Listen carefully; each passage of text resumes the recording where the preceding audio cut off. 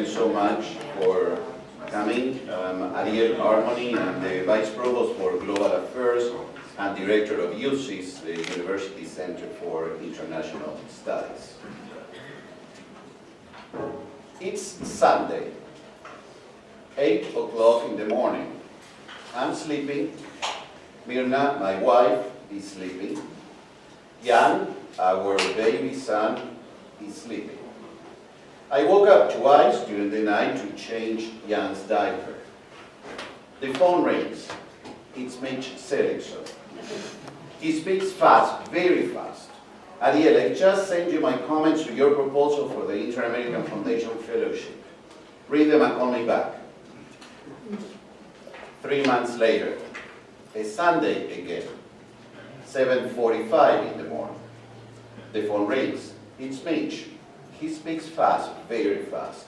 Ariel, I've been thinking, considering all the money you got for your dissertation research, the Inter-American Foundation Fellowship, and the other ones, you need an accountant. Here's my accountant's name and phone number. Write it down. Give him a call Monday, first thing in the morning. This story is not unique. In one way or another, all of Mitch Seligson's doctoral students had similar experiences.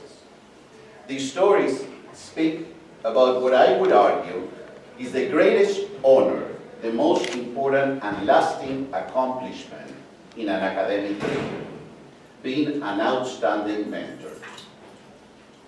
Truly speaking, very few achieve that height. Mitch is one of the very few. A truly exceptional teacher, a devoted mentor, a sharp dissertation advisor.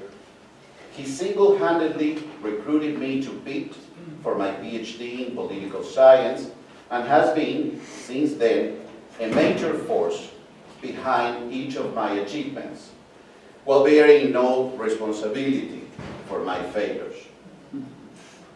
What is extraordinary about Mitch is that in addition to shining as a teacher and mentor, he has excelled as a scholar, center director, and academic entrepreneur. He has published more than 200 articles, monographs, and books. And what really matters is the quality, not the quantity, of what he's produced. His seminar articles on civic culture and democracy, on inequality and insurgency, and his more recent work on democracy and political support are required readings for any political scientist interested in these essential things.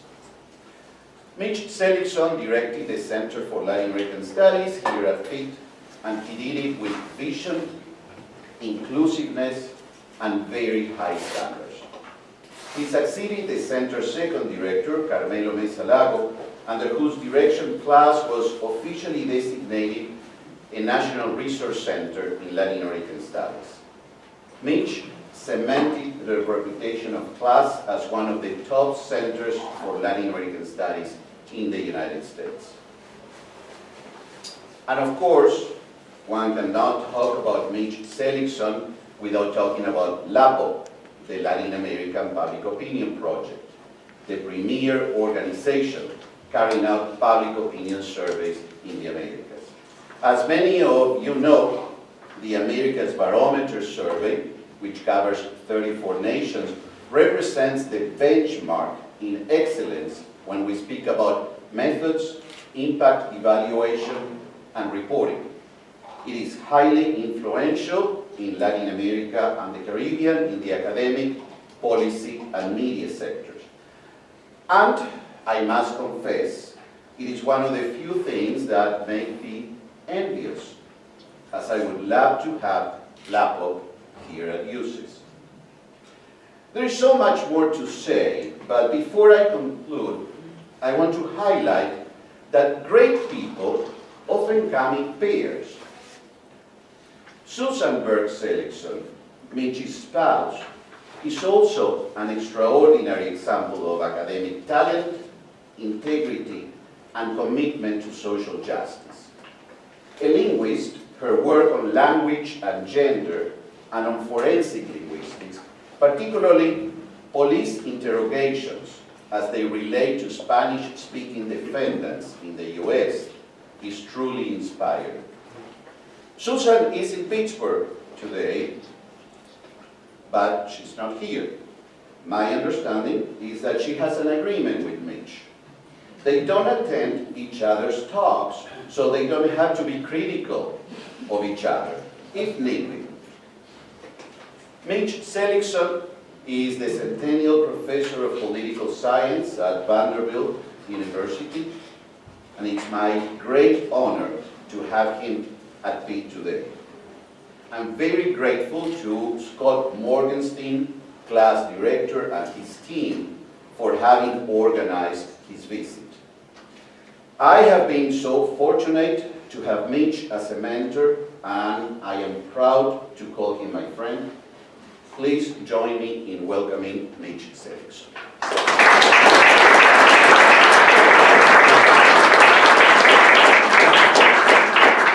After that, you can't help but be disappointed by the lecture itself. I didn't say that when I was trying to recruit him that we were in a contest with Berkeley. And it was pretty tough to beat Berkeley against Pitt. And when he decided to come to Pitt instead of Berkeley, the director of the Latin American Center there called him to say, "Are you crazy? People would sweep the streets to come here to Berkeley." And his response was, "My visa doesn't allow me to sweep the streets." Really, I was grateful that he came, and we've had a good relationship ever since. It's really wonderful to be back here in Pittsburgh, the town in which I've lived longer than any other place. And I have the really distinct pleasure here of bringing this work that I began so many years ago full circle. That is to say, the very, very first surveys started when I was here. And since then, as you will see, they've evolved, become bigger than both of us, huge enterprise. But what troubled me is the bigger it grew, the less control I had over the quality of the surveys. The first surveys Susie, my wife, and I did, she wasn't a graduate student. She had sort of invented sociolinguistics in her own mind. And she and I were the two interviewers to complete the first set of surveys that we did, which was in Costa Rica, where we had served as Peace Corps volunteers. And we turned there with a dissertation and did a survey whose sample size, I'll never forget, 531, because we did all 531 interviews among the Costa Rican veterans. And I was really close to it. That is, I knew every interview was real. No one was faking me about the responses. No one was pretending to have interviewed some person rather than another person. The sample design was perfect, because I did it, okay? And I was very comfortable with that whole thing. As the project scaled up, as I came back and first started working in larger surveys in Costa Rica, and I had to be the trainer and the supervisor for a team of interviewers. In those days, we used to use the gold star system. You remember that from primary school. After an interview was completed, people put a little gold star, almost like on the zuzah, on the door of a doorpost to say, "Hey, this is a house that was interviewed." And then I would go back and say to the respondent, "Excuse me, can you were interviewed? Yes. Would you mind telling me, how many years of a series of questions to make sure that the interview corresponded to what was really there?" But then even that became too big when we started working in all Central America with a group of graduate students here from Pitt, who expanded eventually to all of Central America. We did everything from, I would say everything from Guatemala to Panama, except no one was willing to go to Guatemala except me, because of the terrible conditions there, the threats and death threats that we had. But we eventually got from there to doing now over 30 countries in the Americas. And it became totally impossible for me to have any sense of control whatsoever what was going on in the field. We had all kinds of levels of control, the people we paid. And now, as you'll see here in the first part of my talk, we found important ways around that through technology, I'm very pleased to say, and through the advances that were impossible to implement even 5 years ago. But now we've done that. And then from that, I will transition into what you're here for, which is the substance of the talk about the unfortunate decline, not catastrophic, but unfortunate decline of support for democracy in the Americas. In previous years, we always had that notion, there was a teleology that we were moving ever forward and more people would buy into, notions of liberal democracy. That seems to be slipping away from us, notably in this country, but also in the part of the world that I know something about, which is not this country. I leave it to others sitting in the audience who know a lot more about the U.S. than I do, where it seems to be slipping away. So let me begin the presentation by first giving recognition, not to myself, but to the Rendeville team that put this book together. This is the first report from the most recent wave. Is Martha here? Oh, David. I'm going to give this to the Lozano collection, and hope that you have it there. These people are just a few. You'll see at the end the enormous team of people it takes, because when you're working in so many countries, carrying out thousands of interviews, you know, we recently calculated that in the hundreds of thousands of interviews we've done in a single year, we've carried out more interviews than the entire University of Michigan famous American National Election Study, which works on one country, but we do many, many more interviews than that, at a lot cheaper price, by the way. And we want to thank the donors. Vanderbilt is very important to us. USAID has been a major sponsor, and I'll show you a slide with some of the other. So this lecture then brings the Americas Barometer back to its roots. The roots were pretty small, 2 people, Susie and me, trying to do a good job of field work with this interview, the sample of 531 veterans. As you see, back in the day, there was no problem with quality control. The whole sample design team was there, okay? That was me designing the sample for the dissertation. These were maps that the U.S. Army produced and gave to the Costa Rican government to be able to locate different segments. We didn't have Google Maps and satellites or anything like that. But we did a pretty good job at the time, and I knew it was right. That was where we were at the time. And the interview team, I will show you the other half, that is 50% of the interview team. There's Susie interviewing a peasant in an area with kids running around and getting his responses to a series of questions. By the way, the subject was land tenure and political activism and participation in Costa Rica. That was the topic of that first study in the book that came out of that work. And there she is back in 1972. She looks the same today. And our transportation fleet was pretty small. That was it. It was just a state-of-the-art Land Rover. In the back we had a porta potty. Susie needed curtains for the back seat in there. We used to carry our bed. You can see the little foam there. Our bed used to be curled up on the top of that. And that's how we got around. And coming to visit us when we were there in Costa Rica was another Pittsburgh person, Reed. What we're seeing this weekend. Reed, for many years, was director of LASA, the executive director of LASA, and he came out to visit us. At the moment, we were in a sugarcane growing area, and Reed showed up in Costa Rica and asked us to take him around, so we did it, and there he is. Enough of the nostalgia, and let me focus on the survey itself and some of the innovations we've made and the substantive comments. This round, 2016-17, about 29 countries and 43,000 interviews. These are all face-to-face interviews, not telephone, not on the web.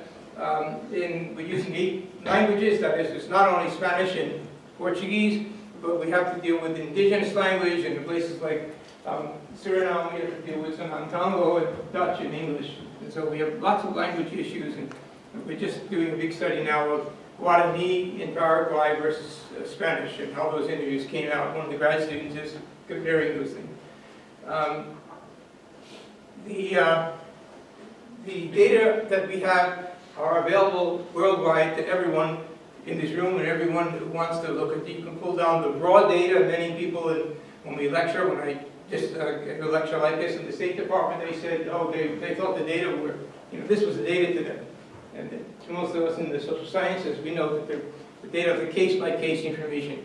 So anyone can download the questionnaire, the data set by individual countries, and the reports that we've written, things like this about them.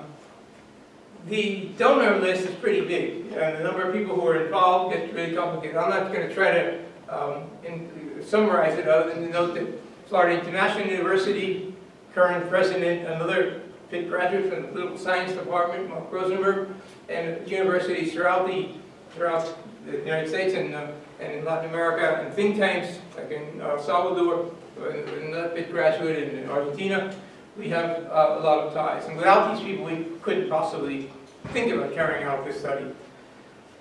Let me get into the sample for a moment and just mention that at this point in my life, I'm the sort of sample guru for LAPOP. That's one of the things I do, and some people think it's nuts, but I really enjoy sample design. And you can see the sample size here. It varies only, and you'll see that some of the smaller islands in the Caribbean, with which we couldn't find significant diversity to justify a larger sample because of the homogeneity of these very small islands, we did 1,000, but basically we do 1,500 people per sample. And these are national probability samples, so to advance the question, these are national samples representing urban and rural, males and females, rich and poor, and so on. So it's a mirror, it's an image of the survey of the country.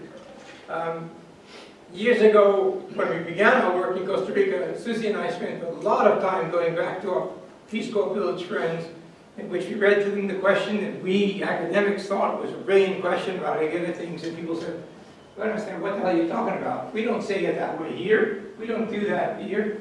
Say it this way. And we went through a process of, we're saying, what we're trying to get at is this. How would you say it? And that's how LAPOP was always operated. And here we're doing what is nowadays called cognitive pretesting, what we call iterative pretesting. That is, after we get the information back, we edit, we go back into the field, we edit, we go back into the field. This happens to be one in Panama. And we train face-to-face with our interviewers.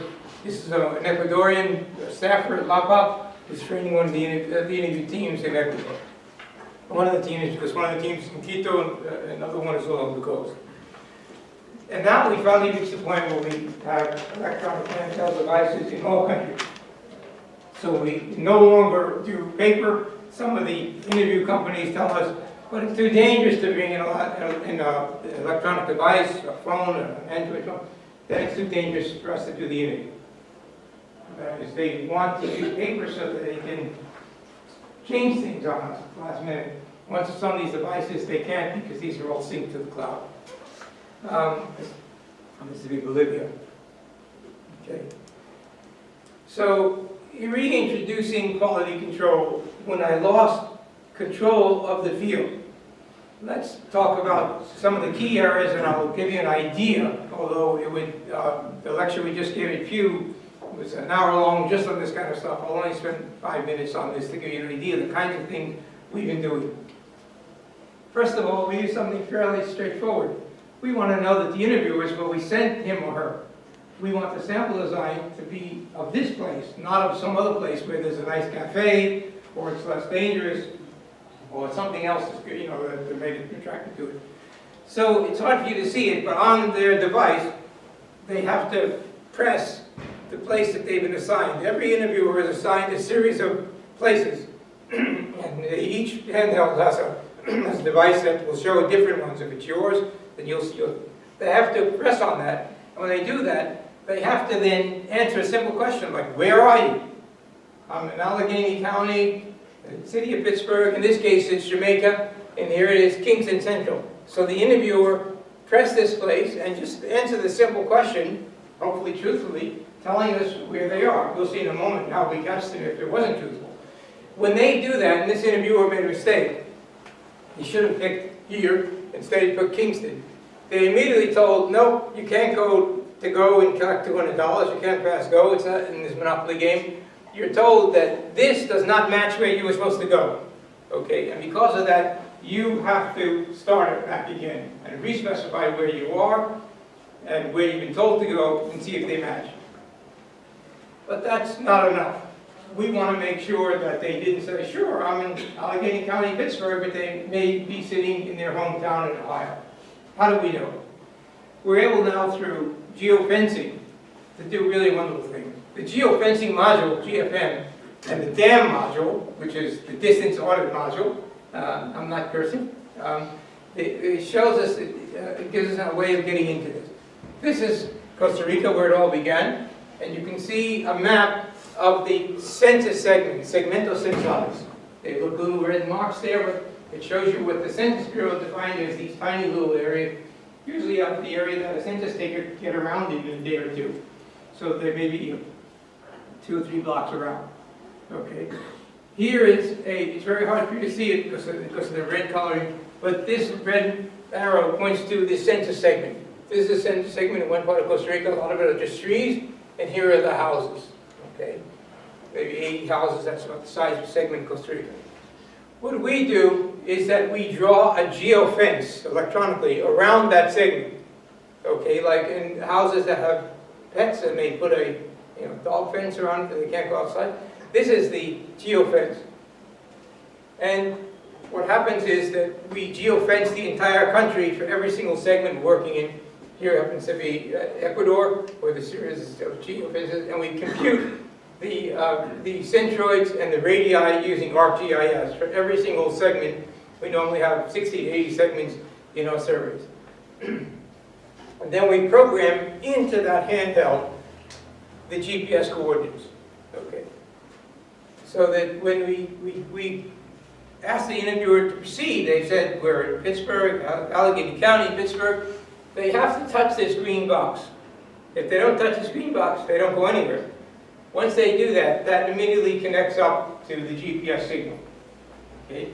And they have to, it tells them, if the GPS coordinates indicate you're not in the correct segment. In other words, there's a second check that says, hey, you don't think you are, you're not where you think you are. And we have a series of choices, like there was no coordinates, or they want to go ahead because they were told by the interviewer that in the next block there's a flood and they can't get in there, or something like that. But they have to tell us why they aren't in the right place. And when we complete that process, we then note the customization, that it doesn't just say Joe Blow, but it actually says, dear Danielle, it says the guy who programmed it, or dear Mitch. We're telling, we know who you are, and you better tell us the truth on this whole thing. We provide another tool for the evidence of interviewers in wrong location. That is the camera, that we never use the camera that faces the respondent because these are anonymous surveys. The camera captures the interviewer. This guy was lying on his bed. Okay?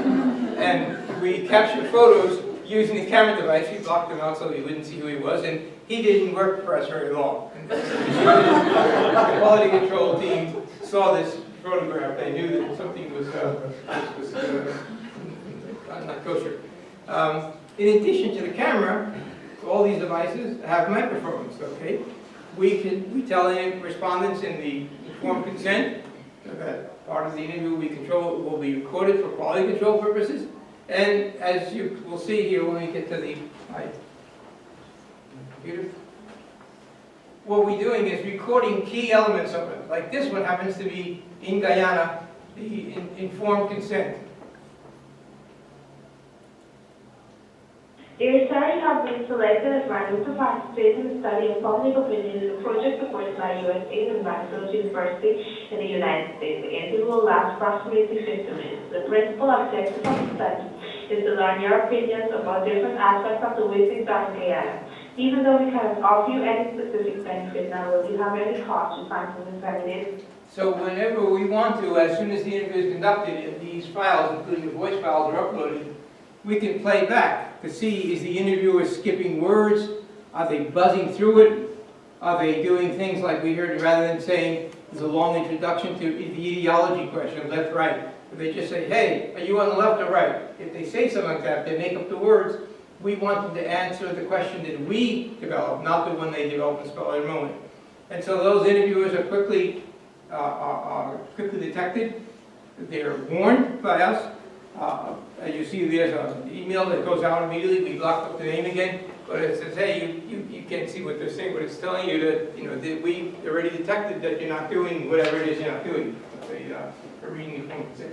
You had better do that. And then the quality control team zooms in on that person the next day, and then the next day again. They're not employed very long if they keep on violating our norms. That 100% of the surveys are audited by our partner firms, and then back in LAPOP Central, which is Vanderbilt, we audit 1/3 of them. And these are undergraduate students, Spanish-speaking students, or in the case of the English-speaking Caribbean. We have English-speaking students who are most of the students are Mandeville speaking English, and we ordered them. And you see it. This, if you go look at it carefully, you see she'd have a screen listening to the tape recordings. Let me now put that aside, rather than going on and telling you how many different ways that we deal with things. Like one of the things I should just mention is that we had a significant number of sex change operations during our surveys. That is, we have to know the sex of the respondent, and we need to know whether it's a male or female. It's much easier to find females to interview in Latin America than males, because males are often at work, females are in the home. And so we have a lot of interviewers claiming that they're interviewing a male respondent, but instead they're interviewing a female respondent. So we ask things like, the question begins, Estimado señora, usted ha sido seleccionada. Okay? But obviously if I'm facing a female and saying, Estimado señor, usted ha sido seleccionado, in the tape recording, you're going to hear a lot of strange things going on. What do I mean, males who are called females might get insulted. So we build in those checks. But I won't dwell on that any longer, just try to focus on the results from the survey. I'll just give you a small part of those results. Basically, our findings show that democracy is on the defense in Latin America. Support for democracy, rather than growing and getting more and more solid as countries move away from the dictatorial regimes that they had in the past, we're seeing some unfortunate erosion. In this survey, I focus just on the countries that we can replicate across time, these 21 LAC regions that I showed you in the sample design. And the basic findings are that support for democracy has declined, that support for executive coups, as opposed to military coups, which is on the decline, but support for executive coups is increasing. Trust in elections, which has always been low, remains low, and trust in political parties is also in decline, and partisan affiliation is in decline.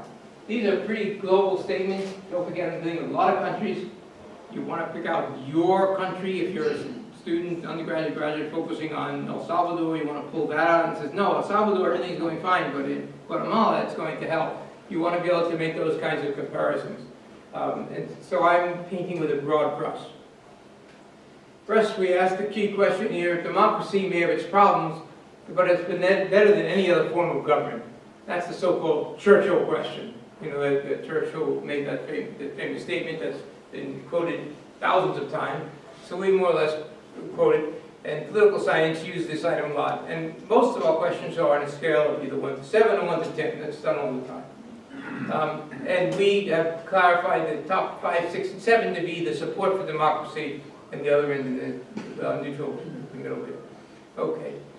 In 2016, 17, we would love it to be, I would like it to be, because I believe in democracy, a higher number, but it's less than 60%, 58% of the population express support for democracy.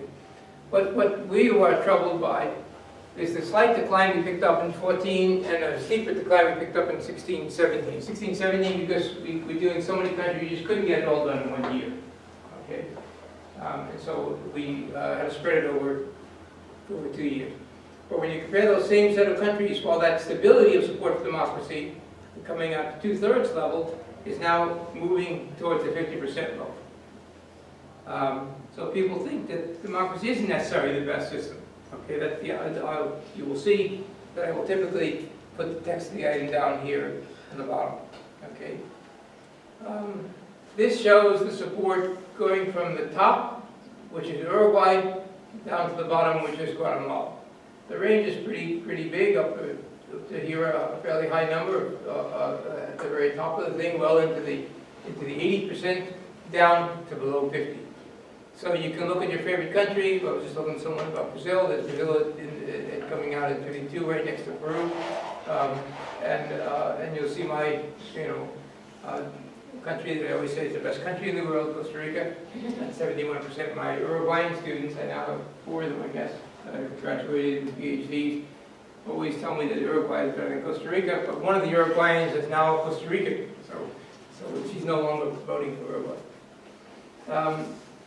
On average, looking at the regressions, and I won't go into them in detail, basically what you see, the support for democracy is higher among older people, which gets you upset about what's happened to the youth, or the great shiny youth of the future. Maybe not. Older people seem to want democracy more. Maybe they have memories of the dictatorship, and the young don't. They just are interested in jobs. They're more highly educated. They're richer, okay, which comes into a lot of themes about populism and things like that we're dealing with today, about who's supporting groups like this, and they tend to be more urban, which means that rural areas, as they are, and now we're seeing in Central Europe, and recent changes in the Czech Republic and Slovakia and Hungary and so on, a strong tendency of authoritarian views, anti-democratic views in rural, poorly educated, younger people. I'm sorry, on the other hand, the support for military coups has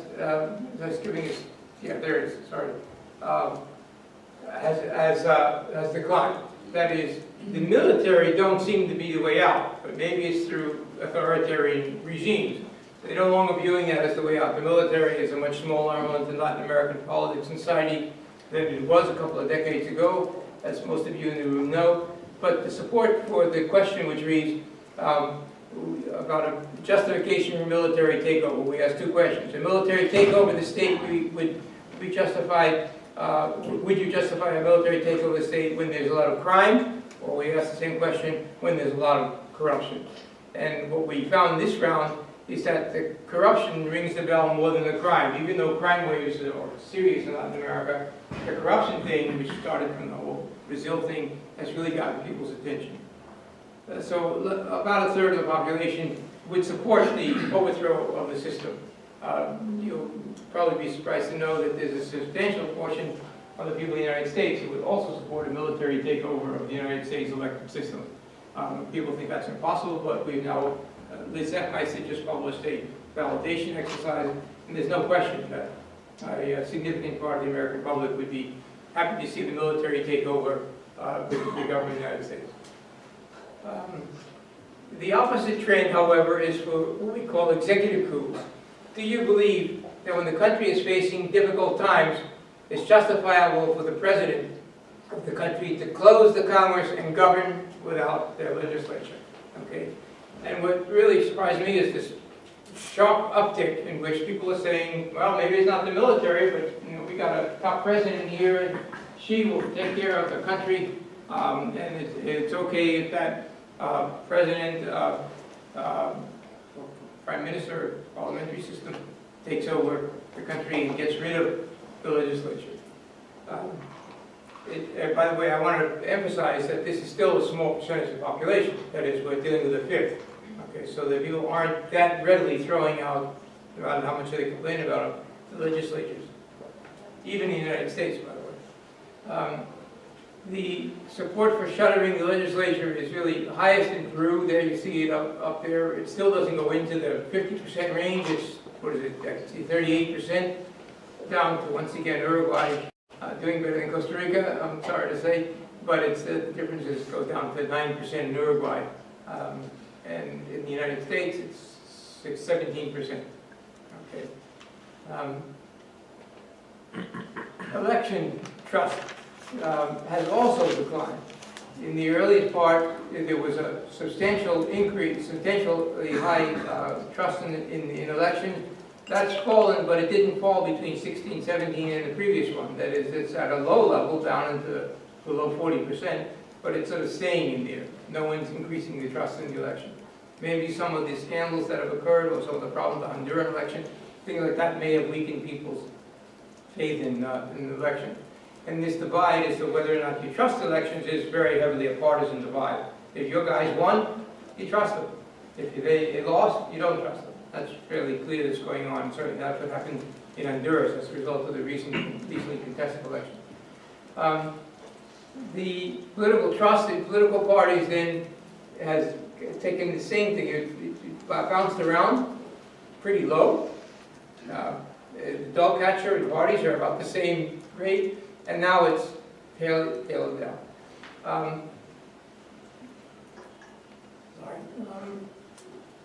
the next one. Trust in political parties is highest in an authoritarian regime, Nicaragua, and lowest in Peru, a democratic regime. So this is an interesting contrast here, that people are trusting more political parties in countries which have basically dispensed with democracy. We have the same patterns here on the regression side, which is that those who trust the parties more are those with more education. But in this case, people who have less education on parties or higher trust on less education, lower wealth, older, and reside in urban areas. So this one, the party trust is fairly confusing, and I suspect that's because a lot of people don't know what the hell these are. That is, the parties, they're not even certain what we're talking about. Okay, they don't identify with them. In the U.S., it's easy, Democrat and Republican. Most people have gotten that pretty much, but in Latin America, with some transition varying, of course, knows literature better than anyone, that they may not have a clear focus on that. So it's important to segregate these countries when you do any kind of analysis. And again, the data are all available online. Okay. When going to the question of supply of civil liberties, nearly 1 in 2 of the respondents believes there's very little freedom of the press. The fake news phenomenon, which we deal with here, is something that's widespread in Latin America. Trust in the media has decreased. People don't think there's much freedom of expression, and surprisingly, even though we seem to be beyond the era of the systematic violation of human rights, most people think that they don't have much protection for human rights. This question, do you believe that nowadays in the country we have very little, enough, or too much freedom of the press? Okay, I have a hard time getting my mind around that last one. Too much freedom of the press? I'm not sure what that means, but it wasn't my attitude. There are a group of countries, Canada and the United States, and Uruguay, which, if you look at the colors here, very little sufficient is that purple color that's in the center. So Canada, the United States, and Uruguay are only about 20, 11 in Canada, 20 United States and Uruguay, which has said there's very little freedom of the press. There are a whole bunch of countries where that goes up, the little starts to increase, 20, 30% around here. Now we get to a group of countries that it's even more doubt about the press. In Paraguay, Brazil, Peru, Nicaragua, Jamaica, in the 40s are very little. And then finally, completing the group, Venezuela, in this one, is at the bottom, where there's very little freedom of the press.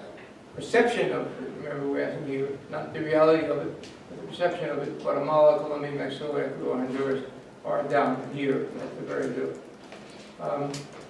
And when we deal with the regressions, what it is, these are people, on the average, are people with very little freedom of press, have no formal education, are young, are less wealthy, and again, residing in rural areas. So the urban-rural divide is important once again. And trust is on the decline. To what extent do you trust the mass media? You see that it declined from the earlier years. And interesting that trust is lowest with the media the freest, so that trust in the media, unbelievably in a sense, are highest in Nicaragua. If anyone's seen Nicaraguan press of late, you see why that seems so long. The trust in the United States in the media wins the prize of being the least trusted of all the countries in the series. Large portions of the public support very little freedom of expression, in particular political expression. So the question is, in freedom of expression, do we have enough, very little, too much? And freedom to express political views without fear. Okay, so if you look at the very little segment, that color there, it's about half said there's very little. If you look at freedom to express public opinions, very little is over here. So that's what it sort of looks like for the region as a whole. This is the individual countries, and in here you have better views in the United States, although 19% say that there's concerns about human rights. This one that 19%, not in Canada, but in the United States, we see this concern about, the question is human rights. Do we have very little, enough, not too much, okay? In Haiti, the opposite extreme, 79 to 80% of the population are persuaded that they have very, very little protection of human rights. Okay, and finally, I concluded this section on democracy in terms of governance. For a lot of people, democracy is a pretty sophisticated notion. They want services, and LAPOP has increasingly been dealing with people's reaction to the services they get or perceiving not getting from their governments. And we focus on a number of issues that you see here. There's a fairly wide exposure to corruption, but corruption is not at the individual victimization level going up. Despite the spike in reports of high-level corruption, street-level corruption, which we measure in detail in LAPOP, is not going up. But crime victimization is going up. So when we ask those two questions about whether you've been a victim of either corruption or crime, you'll see the breakdown more finally than that. One is stable, the other is growing. In fact, most people are the most popular thing, what's the most important problem that our country is facing, is now more and more likely to be crime. Most people think that corruption is widespread, even though they themselves have not been a victim of it. And people are starting to throw in the towel on, should you do it? Is it worth it? Does it work? People are beginning to say, yeah, might as well. Okay, I'm a jerk if I don't do it. Okay, and that trust in the enforcement of this, the police and the judiciary, is quite low. This series here is a series developed with another one of my graduate students, who now is the guy who runs public opinion for Latin America in the State Department, Andrew Stein. And this series, which we developed together working in the field in Nicaragua, is a series which we used ever since. Has a police officer asked you for a bribe? In the last 12 months, has a government employee asked you for a bribe? Have you had to process any kind of document in an office? If you say yes, we then ask, have you had to pay a bribe in that context? In work, in the courts, in the hospitals, again, we are only asking people who have contact. Have you been seen in the hospital? One of the things, have you had to pay a bribe? Do you have kids in school? If the answer is no, we don't ask about bribes in school. Okay. 1 in 5 are victims, summing up this entire scale here, asking whether they're victims of some form of corruption. About 1 in 5 say they're victims of corruption. But when we look at this over time, nothing's changed. There's no dynamic here. And this is only the last year that, as people may have been victims in earlier years, but we try not to contaminate our measures with picking up corruption from 2004 into 2016. So we just asked about the prior 12 months. The only one that's changing a little, and I'm not too concerned about this because the change is small, the police corruption, that is, how a cop asks you for a bribe, it has gone from below 9% to 12%, but I wouldn't make too much of a deal over that. But corruption victimization, not surprisingly, is highest in the Andes, especially Bolivia. I hardly get off the plane in La Paz and I'm getting hit up by somebody. I talked to a friend about a series of coffee shops, Starbucks kinds of equipment. And I said, have you had, he said to me, I can't open a single one of my shops every day without first paying the health inspector and the municipal inspector. They just wait outside for me to pay them off, and then I can open the door. So you see this is Bolivia, Haiti, Paraguay, Mexico, Peru, Venezuela, all the way down to, once again, Uruguay beating out Costa Rica, but down in the lowest area, 6 and 8%. Chile, these are not surprising figures here. The younger, the wealthier, more educated men, these are people who have something to bribe. They're deep pockets. If someone was going to do something, get a permit or whatever, they're more likely to be asked to pay a bribe. Okay, the older people in their 50s and 60s tend not to be active in civic life anymore, and they're not involved in being asked to pay a bribe. This question about not about personal corruption, but thinking about the politicians of Ecuador, for example, or Bolivia, How many of them do you believe are involved in corruption? You see the distribution here. The modal figure is more than half. Okay, so there's a lot of criticism. The media play a role in this of corruption at the level and much less corruption at the street level. Perceived corruption is highest in Brazil. Wow, what a surprise! After everything that's gone on, it's highest in Brazil and lowest in Uruguay, United States, and Canada. Okay, this is the perceived corruption, not the actual, so that people listening to the media of Brazil have some idea that there have been a number of charges about corruption. A couple of people are sitting in jail now because of that. And they're former presidents and so on. Presidents have been removed, former presidents are being tried as we speak, or going through the process as we speak. 1 in 5, however, think that paying a bribe is justified. Do you think, given the way things are, that's the type of way things are, sometimes paying a bribe is justified? And about 20% of the population admit to that, thinking that there's justification for that. And yet there is a trend here also, that is, I guess, people are hearing these scandals and thinking, you know, what's wrong with me? These guys get away with it. Why shouldn't I, you know, do this little deal that could, you know, help me and my family? And so there's increasingly admitted tolerance towards the efficacy of paying a bribe. And then when it comes to crime victimization, we go through a whole battery of items asking about all kinds of different crimes. You'll notice here in this first one, it says EXT. That's because the original item says, have you been a victim of crime?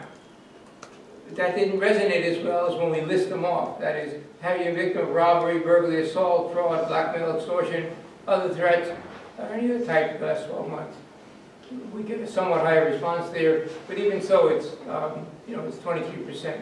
Okay. That's where we got a big tick up in the most recent one in crime victimization. This is not oppression of crime; it's the actual victimization of crime. And you'll see that the crime victimization on our scale is highest in Venezuela. A Peruvian congressman just got on the air and said that the only reliable data on crime in Latin America is from LAPOP. Perhaps so, but the Venezuelan crime rate is very high. Interesting enough how much lower it is in Guyana, a country which is seen as having a high crime rate, but not in terms of reported crime. Younger people who are out of the street more. Urban people, you know, crime tends to be have an urban faith, and the more educated men and women are likely to be victims. Homicide, that is, we can't interview dead people, so the victims are not interviewed, but however perfectly high they are in Central America, 80 per 100,000, 100 per 100,000, you'd have to have a huge sample to pick up one dead person. But when we ask people, have there any been murders in your neighborhood in the last 12 months, that gets us some purchase, and we're able to see that the survey wave information on murders is also increased. This is where it is. You have to look at each country, but you see the increases in each case. Brazil, Venezuela, Mexico, El Salvador, Guatemala, Honduras, Guyana are all cases of some increase, although in Guyana it's very small increase. And then insecurity, that is people's fears. Speaking of the neighborhood where you live and thinking about the possibility of being assaulted or robbed, do you feel very safe, somewhat unsafe, and so on? And this real big increase in 2016, people just are getting more frightened about being in their neighborhoods. Insecurity has increased most in Venezuela, and I don't have to go on any length to tell you how difficult the conditions are in Venezuela. It's changed insignificantly in Canada. There's really nothing to write home about out there. Costa Rica, but if you look at each of these bars, you see one bar compared to the other 1 year. And each of the cases, you see the bar increasing in the more recent survey. And in a very few cases, like Nicaragua, you see a decline in Nicaragua, which has low levels of insecurity to begin with. And then dealing with why, what the fear is all about. When we lectured in Guyana to the Prime Minister, the outgoing and incoming Prime Minister, it was very clear that they blamed a lot of this on police responsiveness. The cops just didn't come when you called them. Actually, in Guyana, we learned that there was no 911 system, and the police didn't answer the phone after 9 p.m. So they have now since changed that after our survey was done there. They've now implemented, first time, a 911 system so that there's a central reporting of crime in Guyana. So the question is, suppose someone enters your home to burglarize it and you call the police. How long do you think it would take the police to arrive at your house on a typical day around noon? So we're not talking about something extreme, 3 in the morning. And how long would it take? You'd want it to be right there, you know, right? Because the crime is in progress, okay? And we were hoping for a lot of, you know, right away, less than 10 minutes or half an hour. But to see that it goes 30 minutes, 1 to 3 hours, more than 3 hours, and then this response here, which we found in a number of countries, they're not going to come at all. So why bother calling? We have a lot of analysis of this thing by race and ethnicity, which I don't have time to get into, but this shows that these, since that it takes long for the police to arrive, is growing worse between 2014 and 2017. And then the confidence that the guilty would be punished is pretty low. There's a lot of confidence on this end and no confidence on that end. The predominant view is lack of confidence that the bad guys will get arrested and convicted. Yet it hasn't declined really from its low levels. That is, if you look at the none over here, you see it's 30%, 27, 27, 25, 29, 35. It doesn't change much. People just don't trust the police or the judiciary, and it isn't changing much at all. Okay? That's the conclusion of my presentation. The iceberg, tip of the iceberg, the things that I thought would resonate with the audience today here in Pittsburgh.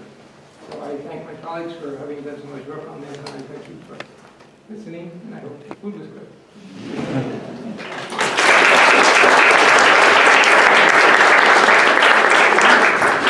This time, some questions, and I'll try to take them as best I can, so I can always use these to ask out. John? Well, this is sort of a basic question. You talked about the teleological orientation at the beginning. Do you think that orientation has any effect on the actual effort itself? I mean, does it take responses in a particular way? Which organization? The whole. So, you know, as social scientists, we analyze. Okay, in my life in the last decade, I've gotten much more involved in having these things play a role. So when you're thinking of Guyana, but they're being the last time I was in Paraguay, having to talk to the Minister of Justice and the head of the police saying, there's a lot of corruption going on now, and more than ever before, and there's something wrong. And then having the two different cases. In the case of Guyana, the policeman said, this is a fake data. Couldn't be right.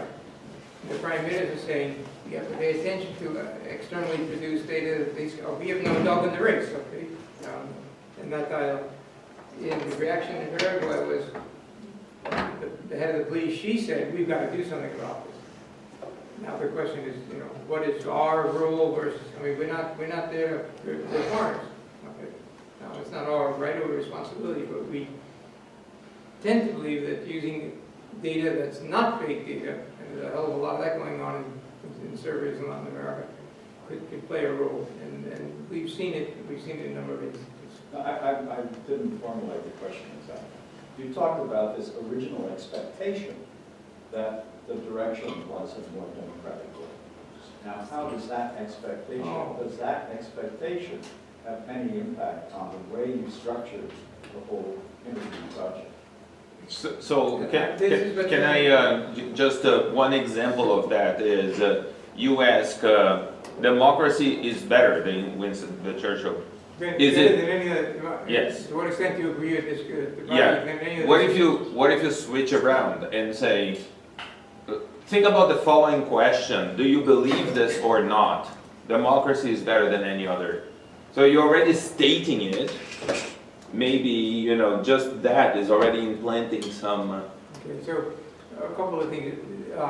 There's when I began this work, I never used the D word. I thought it was, we spent that time in our graduate seminars, seminar after seminar. What is a democracy? What, what was in John Markoff, what made a democracy in 1789 versus what makes a democracy today. So I avoided it. The field really got into that particular item, which was phrased that way. Maybe if it were developed today, we would put Churchill aside, get the movie, and start thinking about, a number of alternatives like, after all, dictatorship is probably not that bad. What do you think? That's the kind of item that we need to do a lot of testing on that. But as we already know, as I try, when we talk to the American public and say, if there are bad guys out there, don't you think we should, or should they be tortured to get the information? About half of the American public supports torture as a way of extracting information from suspected criminals. So I'm pretty out of phase because that's not one of the values I support, torture. But the combination of these things, it's time for us to start to think about the return of authoritarianism and the Chinese model, if we will. We've been asking a question about China, but it seems there's as Scott knows, there's a fair amount of confusion in Latin America about what is China. Okay, and what could we, as I was telling him, we asked about China, and we worked on it for 6 months until one of our graduate students that came from Nicaragua said, they mean Taiwan. Okay, and so then his answer was, so we told him it was China Comunista, which didn't work very well. So then we had to distinguish between mainland China and the island of China, and that sort of got the message across, but there's a lot of them. So if we said, what do you think about the Chinese model? I suspect we get 90% of the population saying, what are you talking about? So what do we hold up? Do we say, Pérez Jiménez was a pretty nasty guy. We want to, and who was he? Okay, and we can start naming dictators. But you're absolutely right. We have to rethink that and say, well, if we're going towards another direction, maybe we start getting items that balance that out. Anything else? How long was the review, the survey? How long is each survey? How long does it take for the 1,500 interviews?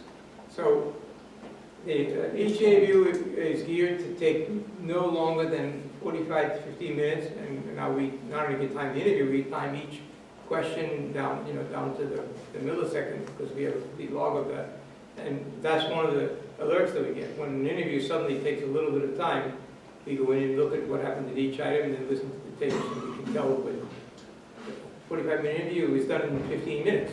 Something's wrong. Okay. When you aggregate that up, we work with firms or groups of firms that will be able to carry out the survey in about 30 days. Now, we haven't been successful in some cases. The most outstanding failure was in Venezuela. We were dealing with civil disobedience, civil unrest, all kinds of difficulties, and a very high fraud rate. So we were constantly rejecting interviews, but people were working under extremely difficult, we were trying to do social science. There are limits to surveys, and I think one of the limits clearly is that you can't do a good job in the middle of an insurgency. So, but for the most part, we were successful in getting the interviews done in 30 days. The problem was our central capacity. We couldn't launch everything on January 1, even if we wanted to. First of all, in the Southern Cone, people are on vacation. Okay, so we have to know when the dry season is in Central America, when the summer vacations are in South America, and when the elections are. We don't want to be carrying out our survey right in the middle of an election. And that's what stretches out over a long period of time. But generally, the field time is about a month, and then it takes us many months to merge all these data sets into a single one, and then finally release them. And they've already been released on our website for this round. That's a good question. Scott? To ask a very broad question based on your long experience working Back on to this the with my cold, sorry. But plus the email that you wrote me, and it's the question of the relationship between attitudes and behaviors. And in the email you were saying, we've got, well, you're showing us that the attitudes towards democracy are terrible in Latin America and getting worse, and in the United States as well. And yet, you still have support, well, you still have democracies, and then you're concerned about, in the United States, well, we elected somebody who doesn't seem to support a lot of the trappings of democracy, free press, and these kind of things. So where does, again, this is a very broad question. So, the universal tension between political science, the institutionalist behaviors, okay? At the end of the day, people somehow or other go into the voting booth and pull down a vote. And you want to think that they do that, they just walk in and say, what am I doing here? And they just push down anything. Maybe they have antecedents to that. Some do and some don't. And the aggregate of that produces an outcome which has incredible implications for the institution. I was probably like a lot of people who were pretty surprised by the election in the United States.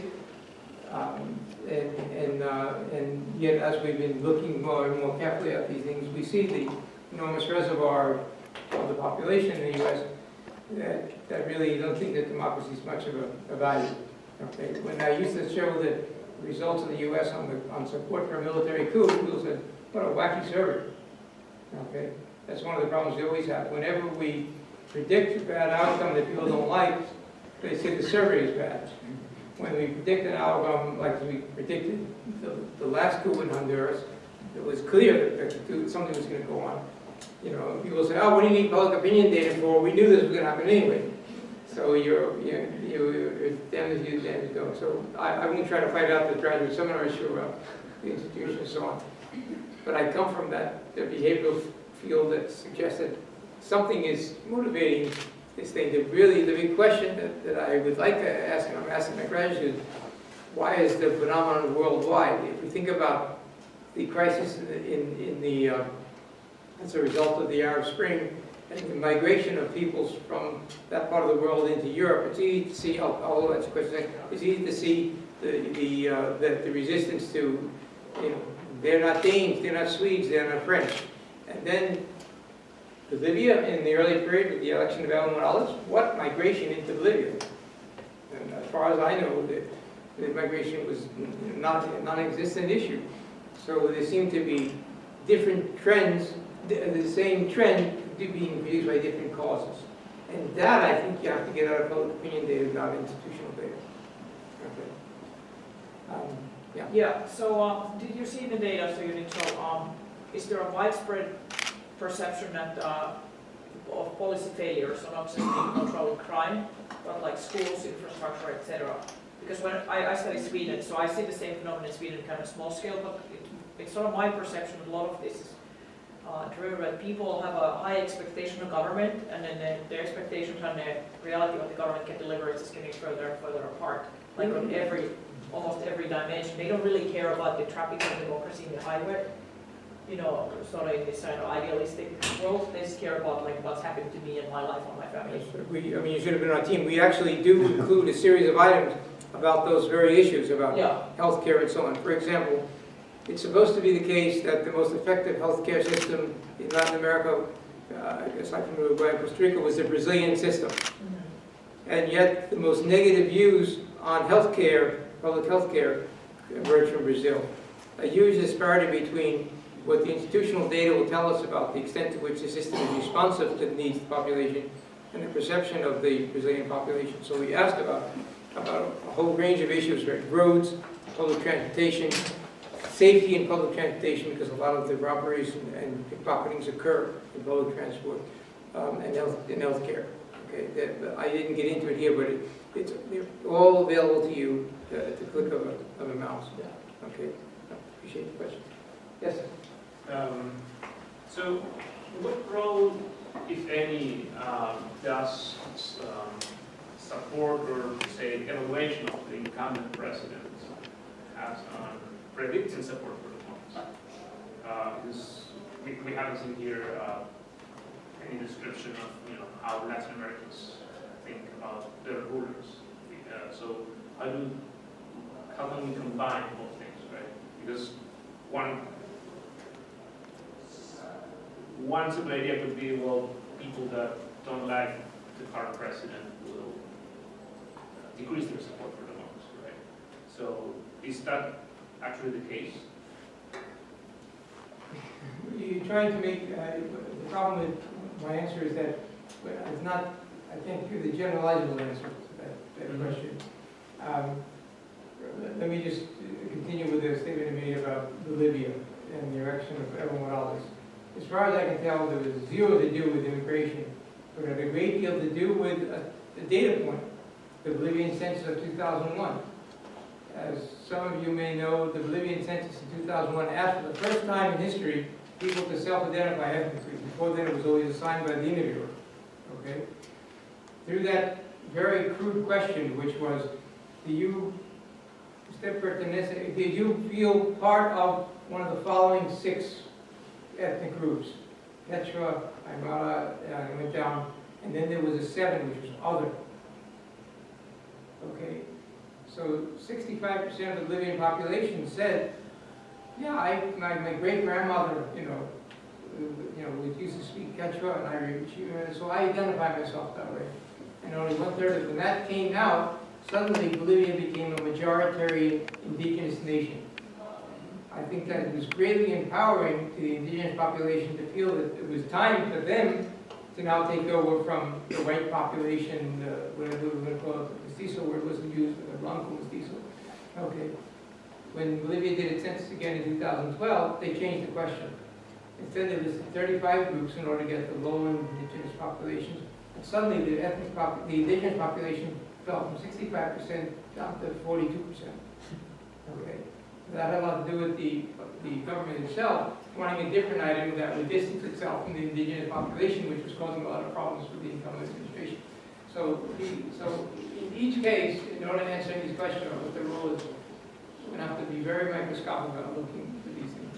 What we find is that, I remember there's a picture of LAPOP, this member of parliament in Jamaica holding up, making his impassioned speech, or we saw Cory Roper making it, holding up the thing and holding up what I just gave you as proof, using survey data as proof at this point. I don't know, but I think that was the debate over homophobia, because at that time I had to go to Jamaica and lecture in Jamaica to point out that Jamaica was the most homophobic country in the Americas. Okay, we asked a question, do you think that gays have the right to run for office? And the overwhelming majority of Jamaicans said no. Now it turns out, fast forwarding a few years, it's Haiti that's the most homophobic country. But that caused a huge debate. So the reaction to public opinion, what happened there was that the Jamaican leading newspaper, the Gleaner, every day had another one of these, headlines, another kind of finding. But it was difficult for me as a non-Jamaican to go in and tell them that, but especially that audience filled with members of parliament. So good job. So it's the best I can do in trying to answer that question, unless you want to start a call on individual. I encourage you to look at do you think it's possible to extend LAPOP to Cuba soon? possible To extend LAPOP surveys to Cuba soon? Okay, so the story of Cuba is that I've been trying to do, and I would hope that before I wrote that I was able to succeed. I came very close before the election in the United States. That is to say, we had made, with the enormous help of Carmelo Mesalago, ties to a Cuban local organization that said they were willing to carry out the survey. I first met them in Miami, then they came up to Nashville, and we had a training session, and we tested to see whether the Cuban, whatever they call it's called in China, the wall, the Chinese, which blocks the internet, and we found that our signal went through. We were able to use that stuff. And then the U.S. election happened, and that was all bets were off. Then the repression against our group in Cuba became extreme. It was very nervous about it. So I want to do it. I also was in Puerto Rico, wanting to, Puerto Rico was there, so why not us? And because it's very difficult to find funding, not to find funding in Cuba, it's easy to find funding, but not Puerto Rico. We haven't extended to those places. Okay. I would love to, but I suspect I'm not going to make it. I think John will outlive me, so I'm not going to be able to get back in Cuba. That's all right. So you present this as a kind of natural hierarchical problem. Like there's a level, this is all level 1 data. So if you assume that I mentioned before, but I assume that you and people, researchers, have looked for country level random effects like structural variables. And so tell us a little bit about the kinds, if there's some consistent level 2 effects, country level, or institutional or structural, organization, wealth, or the institutions that affect these results. Okay, so without sorry to go crazy with the statistical thing, we're always going to be including country fixed effects in the regression which underlie these findings. So our first process is to look for finding that would stand a reasonable set of regressions that would include country fixed effects. And otherwise we won't bother reporting. The real interesting part comes sort of after this overall summary. That is, whether it's an individual student trying to analyze a particular country or region, Central America, the end, the Southern Cone, whatever, they're very well aware of those, the need to do that. Then we have associated with the database a big level 2 data set. So that we want to know about, for each of our strata, we want to know about population and some effort to simulate something about the wealth of the area. We can't have a GMP for each area of any other country. But some indicators that will tell us about the conditions that the people live in for the stratum that we're considering. I'll give you But you're talking about level 2 as subnational. Yes. Okay. In other words, so I'll give you an example. We found a very high level of corruption in Patagonia, Argentina. Almost as high or higher than Buenos Aires. So we started looking into that, and we immediately got to things about vast tourism increase and hotel increase and so on. Suddenly Patagonia, which is one of the strata in our sample, started lighting up the map.